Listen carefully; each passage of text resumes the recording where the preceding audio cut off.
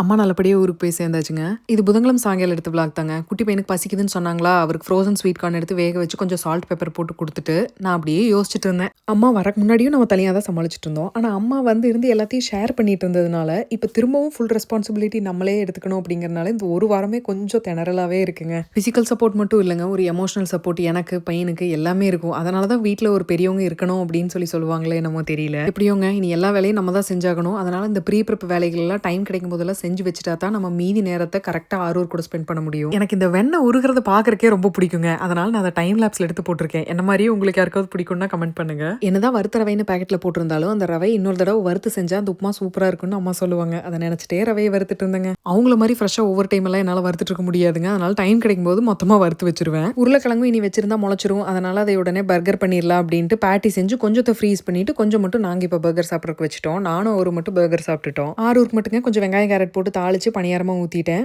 அவள் சாப்பிட்ற வரைக்கும் சாப்பிட்டும் சாப்பிடாத சாம்பார் ஊற்றி ஊட்டிட வேண்டியதாங்க.